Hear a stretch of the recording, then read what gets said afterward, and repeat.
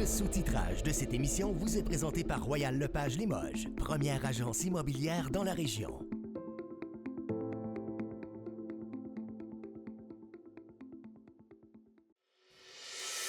En manchette ce soir, la policière de Val-d'Or accusée d'agression sexuelle livre sa version des faits. La sergente Côté nie avoir commis les gestes reprochés. Québec révise le fonds Région et Ruralité. Inauguration du tout nouveau parc à planche à neige en plein cœur de la ville de Rouyn-Noranda.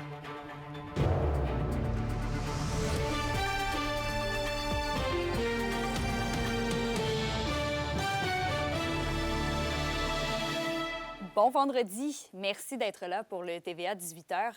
On commence tout de suite du côté judiciaire.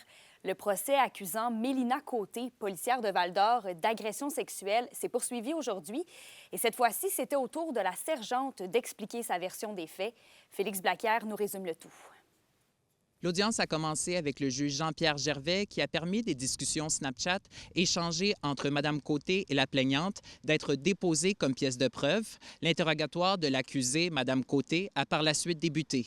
Ses souvenirs sont sensiblement les mêmes que la plaignante quant au moment de leur rencontre et à la nature amicale de leur relation, ainsi que sur le début de la soirée du 23 juin 2020, précédant les faits avancés. Et c'est lorsque les questions se sont centrées sur le moment où les deux femmes se seraient retrouvées au sous-sol le soir des faits allégués que la version de Mme Côté diffère drastiquement de celle de la plaignante. Elle nie fermement qu'elle se serait dévêtue devant la plaignante et qu'elle lui aurait dit à ce moment-là qu'elle l'aimait, contrairement à ce qu'avance la présumée victime. Mme Côté a aussi affirmé que peu de temps après s'être couchée, elle se serait endormie pour se réveiller seulement que le lendemain matin, contredisant ainsi la version de la plaignante, voulant qu'elle l'aurait agressée de manière répétée avant de s'endormir. Leur relation dans les jours et les semaines qui ont suivi a été en dents de scie. Elle raconte qu'au fil des semaines, la version de la plaignante évoluait et que selon elle, ça ne tenait pas debout et que selon elle encore, la version de la plaignante n'est pas vraie. Et ultimement, Mme Côté estime que les événements avancés par la plaignante avaient pour but de la manipuler. Le contre-interrogatoire de Mme Côté par Maître Poirier-Côté à la poursuite s'est déroulé tout au long de l'après-midi et les audiences doivent reprendre, en théorie, le 25 février prochain. Félix Blaquière, RNC Nouvelles, Val-d'Or. Québec révise actuellement le programme de fonds Région et Ruralité qui permet aux municipalités de réaliser des projets structurants. Bon, Alexis, le gouvernement veut assurer un meilleur investissement de l'argent octroyé.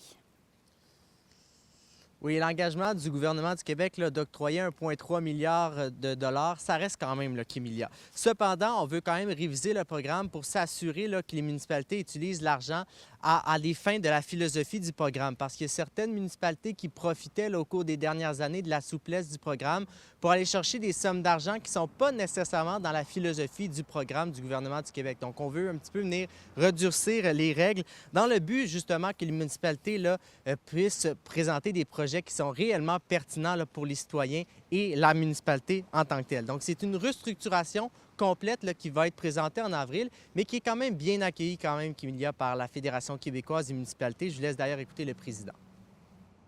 Je trouve que c'est une bonne nouvelle. Qu'un programme, quand il y a quelques années, qu'on le revisite, qu'on regarde à l'intérieur, les buts, est-ce qu'ils ont été atteints? Est-ce qu'il y a des éléments qu'on veut regarder à l'intérieur? C'est légitime. De voir qu'on réussit à aller rechercher encore les sommes qu'on avait, ça, c'est important. Puis essayer de laisser le plus de liberté aux régions pour qu'ils mettent leur couleur. Maintenant, Alexis, ici en région, les élus ne sont pas prêts à tirer la sonnette d'alarme pour autant. Non, bien parce que le programme n'est pas encore présenté, donc on n'a pas encore les détails, donc ce n'est pas encore l'heure de commenter le dossier. Ceci étant dit, on rappelle l'importance du programme. Rappelons quand même l'automne dernier, c'est 1,3 million qui avait été octroyé à la MRC de Témiscamingue. Donc, on n'est pas prêt nécessairement à commenter le programme, mais on a quand même bien hâte de voir en avril prochain ce qui sera présenté. Je vous laisse écouter deux élus de la région. On comprend le besoin pour les autorités de resserrer un peu ces balises-là. On rappelle toutefois que l'agilité dont on a bénéficié pour le Fonds Région Ruralité, c'est important, c'est même essentiel. C'est très important. On a pu soutenir des organismes. On ne peut pas soutenir des organismes dans leur mission, mais dans des projets spécifiques pour la région, pour documenter la région, pour nous aider, on peut se servir de nos organismes. Donc, la ministre des Affaires municipales, Kémilia, confirme qu'une annonce complète sera faite le printemps prochain. On vise environ la date du 1er avril là, pour confirmer tous les détails. Si. Au revoir. Attention maintenant aux fraudes par téléphone. La Sûreté du Québec mentionne qu'en Abitibi-Ouest, plusieurs personnes disent avoir été contactées par un individu prétendant être employé d'une entreprise financière. Il sollicite des informations personnelles et bancaires pour mettre à jour des dossiers. La SQ rappelle qu'un organisme fiable ne demande jamais de renseignements personnels par téléphone, courriel ou texto. Pour signaler une situation louche, vous pouvez toujours contacter le Centre antifraude du Canada. Le rodéo du camion de Notre-Dame-du-Nord annonce que le grand tirage sera reporté au 18 avril prochain. C'est à la suite de discussions avec la Régie des alcools, des courses et des Jeux du Québec que la décision a été prise pour assurer la conformité aux réglementations en vigueur. D'autres informations seront communiquées prochainement. L'indice boursier minier au TVA Nouvelle 18h est une présentation de GFM Groupe Financier. Dirigeants d'entreprises et particuliers, fiez-vous aux experts de GFM pour vos placements, assurances de personnes et assurances collectives. Car pour vous, ils vont au-delà de la finance. On vous attend dimanche pour le Téléthon. On vous en parle après la pause à la chronique culturelle. Salut, dimanche!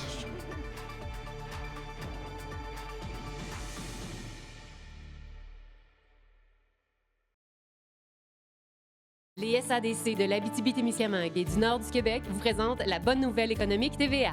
Avec des investissements de plus de 92 millions de dollars, les sociétés d'aide au développement des collectivités ont fait une réelle différence pour plus de 10 000 entreprises au cours de la dernière année financière, en plus de soutenir 1 883 projets collectifs. En Abitibi-Témiscamingue et dans le nord du Québec, ce sont tout près de 8 millions de dollars qui ont été investis auprès de 234 entreprises. Les SADC, partenaires de l'économie de la région.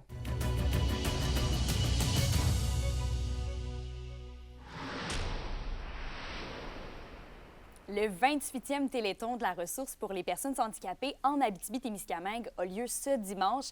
Justine, qu'est-ce qui nous attend? On peut s'attendre à une soirée remplie d'émotions, Kémilia, avec beaucoup de dons aussi, mais aussi plusieurs prestations musicales, toujours sous la direction musicale de Vincent Lemay-Tivierge. Et on va aussi avoir une soirée très touchante, comme on connaît bien le Téléthon, de 16h à 22h dimanche. Rendez-vous au Théâtre du Cuivre de Rouyn-Noranda pour assister au Téléthon en direct. Sinon, il va aussi être diffusé sur les ondes de Nouveau Abitibi-Témiscamingue. J'ai discuté avec le directeur général de la ressource, Rémi Mailloux, cet après-midi. Voici ce qu'il nous réserve dimanche.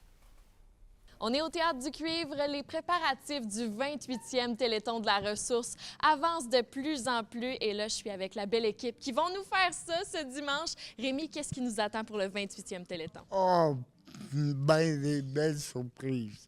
Je suis entouré de mes amis qui vont travailler fort au Téléthon là, le dimanche prochain. Et en 2025, c'est quoi qui est le plus important pour les personnes handicapées? À quoi va servir ce Téléthon-là pour les personnes de la région? Bien, je pense que ça va servir beaucoup à payer beaucoup d'équipements spécialisés, des fournitures médicales, de l'adaptation de domicile d'urgence parce que il y a eu des coupures gouvernementales, malheureusement.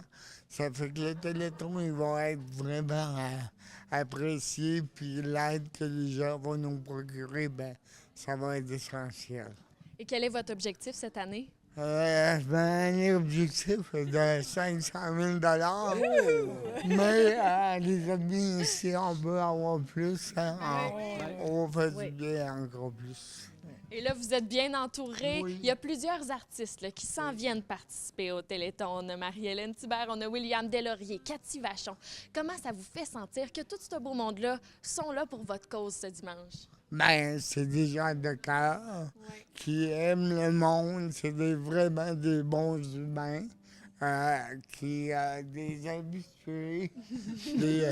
Puis c'est le fun de se sentir appuyé parce que vous savez Un téléthon, ça se fait pas tout seul. Ça se fait avec des artistes, des musiciens, mais aussi un paquet de bénévoles qui travaillent sur le terrain, là, qui vont travailler toute la fin de semaine, en fin de compte, pour nous ramasser le plus de sous possible. Et vous, comment vous vous sentez là, de participer à cet événement-là? Bien, moi, comme je l'ai dit plusieurs fois, à chaque fois que je viens ici, c'est comme revoir sa famille. C'est une famille pendant une fin de semaine de temps avec Rémi, avec toute la gang. Isabelle, Yves, Gate aussi. On l'a fait il y a longtemps, tous ensemble. On était dans la même année encore. Donc, ça va être juste des belles retrouvailles, puis un beau spectacle aussi. Il faut venir en salle. On veut voir du monde ici. C'est gratuit, hein? Oui. L'entrée est gratuite. Venez-vous-en, puis il y a de la place en masse. Ah oui, parce que ça va être beau, ça va être magique, parce que c'est toujours fait avec le cœur, comme dit Rémi, puis on est tous là pour la cause, puis on se dit qu'il n'y a rien comme un échange entre les artistes sur scène, puis les gens dans la salle, puis avec tous les bénévoles, comme dit Rémi. C'est une belle grande fête, le Téléthon. Puis les personnes handicapées vont venir entraîner des quatre coins de la région. C'est le fête en même temps. C'est leur moment privilégié où on dit, oui, avoir un handicap ou des limitations, c'est peut-être pas drôle, mais ça peut être magique le temps d'une journée. Bien, merci à vous tous. Je vous souhaite un super beau Téléthon dimanche. Je vous rappelle que vous pouvez venir le voir au Théâtre du Cuivre. C'est gratuit. Tout ce beau monde-là sont là pour vous, pour la ressource aussi. Alors, venez faire un tour ou sinon, c'est diffusé sur les ondes de nouveau Abitibi-Témiscamingue. Et Justine, on continue de suivre nos académiciens de l'Abitibi. Loïc Trépanier de Val-d'Or va devoir se battre pour conserver sa place dimanche. Oui, là, il a été mis en danger cette semaine, alors plus que jamais. Il a besoin de vos votes. Vous pouvez déjà voter pour le sauver sur TVA+, sur le site Web. On sent déjà que la région est complètement derrière lui. Là, vous allez pouvoir voir à l'écran des panneaux d'affichage à son effigie qui sont partout en ville. Vous avez 5 votes par semaine, alors utilisez-les pour sauver Loïc. Et il y avait même un petit mot à vous dire. Bonjour tout le monde en Abitibi-Témiscamingue, c'est Loïc Trépanier. Écoutez, je suis présentement en direct des studios de Starac. J'ai aucune idée de comment que ça se passe à l'extérieur. Je peux vous dire par contre qu'ici, on est super bien, que je vais donner tout qu'un spectacle dimanche, puis je vous invite à voter. Puis j'espère que vous êtes derrière moi, puis que vous appréciez le spectacle pour l'instant. À plus.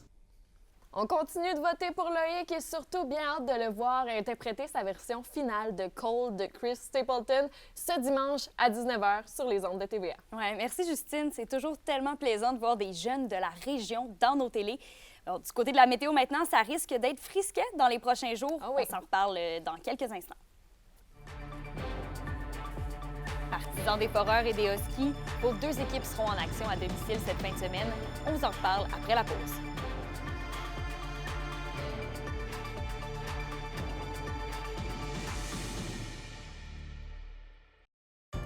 Vos réponses à la question du jour TVA, une présentation de la clinique infirmière Nord-Ouest partout dans la région. Notre équipe peut vous recevoir pour un bilan de santé, une infection, le suivi de maladies chroniques et bien plus. Contactez-nous pour plus d'informations ou visitez notre site Web. Et à la question du jour, on vous demandait « Allez-vous contribuer au Téléthon régional pour personnes handicapées? » Vous avez répondu oui à 76 %.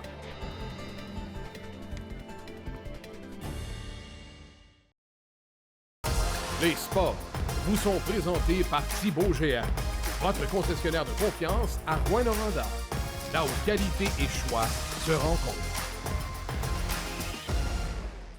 Malgré le temps froid des derniers jours, la ville de Rouyn-Noranda continue de mettre le paquet pour encourager les gens à profiter des activités hivernales. Par contre, certaines activités ont dû être mises de côté cette année. Un compte-rendu d'Alexandre Cabana. Pas de patinoire sur le lac Kosciuszko. La tradition rouyn-norandienne n'a pas pris cette année. La ville estime que le temps doux du temps des fêtes a joué dans la balance. Puis les 2 dernières années, il était ouvert. On a réussi à ouvrir l'anneau de glace. Mais quand on recule les 7 à 8 dernières années, il n'y a pas beaucoup d'hiver, on a réussi à l'ouvrir. Mais pour ouvrir le lac, ça prend une glace qui est suffisamment épaisse pour embarquer dessus avec de la machine. Elle l'est en ce moment, mais elle ne l'était pas en décembre ni début janvier en revenant de la période des fêtes. À ce moment-là, il faut prendre des décisions de quand est-ce qu'on l'ouvre. Parce que c'est sûr que quand on ouvre un lac, nous, c'est beaucoup d'opérations, c'est 2 semaines de travail. Sans pour autant jeter la serviette, la ville concède que patiner sur le lac n'est pas aussi populaire qu'autrefois. Je pense pas qu'on va tirer la plug. Nous, à chaque fois que les conditions sont présentes, on le fait. Parce qu'on le sait que c'est quand même une belle carte postale pour la ville de Rouyn-Noranda, on en est fiers. Mais évidemment, c'est pas évident, il y a moins d'achalandage parce que c'est exposé au vent. Un peu plus loin, du côté de la côte météo et du parc Muska, Rouyn-Noranda vient tout juste d'installer le tout premier parc à neige non surveillé de la région. Une descente, des modules, des petits sauts et un éclairage de soirée. Bref, tout est en place pour générer de l'engouement pour la glisse. On voit que c'est très, très utilisé. Là. On a vu la semaine dernière, jusqu'à jeudi dernier, il y avait 35 personnes en simultané là, ici. Fait qu'on voit qu'il y a une grande utilisation. Puis c'est sûr que ça aide d'avoir un site aussi bien aménagé en soirée avec le sentier illuminé là, opéré par le OSCO en fête. Donc, il y a un bel engouement, il y a une belle vie à cet endroit-ci au niveau récréatif en période hivernale maintenant. Une grande fête d'inauguration aura lieu samedi le 25 janvier, marquant ainsi l'aboutissement de 3 ans de démarche. Il va y avoir de la pizza gratuite distribuée. Dans le fond, on fait vraiment un petit jamboree là, pour ouvrir le snowpark officiellement. Bon, on a du fun en masse, là. Ouais. Il y a tout pour se faire du fun, puis on est du site à chaque jour, nous autres. Là. À partir de 6 heures, d'habitude, du site, c'est rempli, là. Ouais. Il y a au-dessus de 30 personnes, certains. Tout le monde est là pour le fun, puis on se donne des trucs, on s'aide, là. Yes, c'est une belle communauté. L'hiver s'annonce actif à la côte météo. Jeunes et moins jeunes sont invités à essayer cette première en région, un parc à neige sans surveillance. Alexandre Cabana, RNC Nouvelles, à Rouyn-Noranda. Et on se tourne vers le hockey. Les Voltigeurs de Drummondville arrêtent la série de victoires des Foreurs à 3. Dans un match plutôt serré au centre Anico Eagle hier, le Vert et Or a manqué d'opportunisme et a joué de malchance avec un but refusé en première période. Les hommes de Maxime Desruisseaux se sont donc inclinés 5-1, malgré 42 lancés à leur avantage contre seulement 24 des Voltigeurs. Seul Philippe Veilleux a su trouver le fond du filet. Val-d'Or aura l'occasion peut-être de se reprendre ce soir, 19h, alors que ce sera au tour du Drakkar de Bécomo d'être en ville. Et les Huskies affrontent ce soir à leur tour les Voltigeurs de Drummondville. Ce sera peut-être une belle occasion pour les hommes de Steve Hartley de rebondir, eux qui sont présentement sur une série de 3 revers d'affilée. Mais le défi sera de taille puisque les Voltigeurs trônent au premier rang de l'Association de l'Ouest, 10 points devant les Huskies qui occupent pour leur part le second échelon. Le match est donc présenté ce soir, 19h, à l'Arena Glencore. Pour terminer, le tour de l'Abitibi-Glencore est finaliste du prestigieux prix Hector Fabre aux côtés du Cégep de la Gaspésie et des Îles. Une nomination pour reconnaître les efforts pour rassembler de jeunes athlètes internationaux lors des 54e et 55e éditions, mais aussi pour souligner le lancement historique du tout premier volet femmes en juillet 2025. Le lauréat recevra une bourse de 25 000 $. Pour une nouvelle importante à nous communiquer, contactez-nous, nouvelles au pluriel, @rncmedia.ca, par téléphone au 1-866-463-4636 et notre site web tvaabitibi.ca.